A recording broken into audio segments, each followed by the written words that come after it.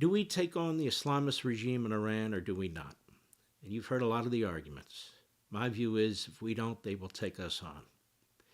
You see, the idea that if we close our eyes and don't listen to what's being said about us and to us, and we ignore the fact that that regime is in fact an Islamist-Nazi regime, that in fact it is our enemy by its own words, that in fact it will not stop in the pursuit of massive weapons that can do massive damage to our people, and they're getting very close.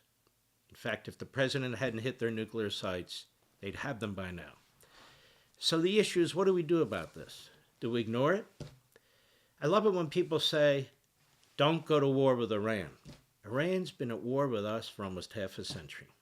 It's funded terrorism. It's tried to assassinate our president.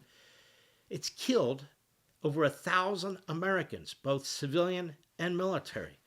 You know, generations before, they wouldn't have put up with that. There'd be no question what needs to be done about that. And generations before wouldn't leave it to their children and grandchildren to deal with this. Now, we as a nation have kind of been through this before. And we need to learn from this. Part of the problem is, learn what? People don't know what took place in the 1920s and 1930s and 1940s. They're not being taught. They're not being told. Not by the media, not by K through 12, not by colleges and universities. We just keep beating up on ourselves and then talking about how we're the imperialists, how we're the colonialists, how we're the enslavers and so forth. This is the greatest country on the face of the earth. This is our 250th anniversary. We are a very consequential people. Very important. And so let's take a look at this little piece of history and its application to what's going on today. Will the president take military action to put an end to that regime in Tehran, or will we have a negotiated agreement of one sort or another? And if we take military action, will the military action be used to send a signal, to bring them back to the table, or will it be used once and for all to put this Islamo-Nazi regime out of business? Almost 100 years ago, in 1928, the diplomats, they had a great idea. They wanted the biggest deal of all deals. The biggest deal of all deals. And you know what it was? To sign an agreement outlawing war. That sounds pretty cool, doesn't it? We want peace. Let's outlaw war.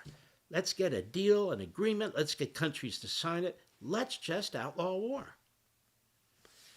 As pointed out at the Office of the Historian, it's called the Kellogg-Briand Pact. It was an agreement to outlaw war signed on August 27, 1928. Sometimes called the Pact of Paris for the city in which it was signed, the pact was one of many international efforts to prevent another world war, like World War I. But it had little effect in stopping the rising militarism in the 1930s or preventing World War II. You know what the effect was? We effectively disarmed, and so did many of the other Western nations in Europe. But the enemy doesn't disarm. The enemy doesn't sign agreements it means to keep. Period. Now, if you like this little clip that you just saw, please head over to YouTube and subscribe, or Rumble and follow, and tell everybody you know.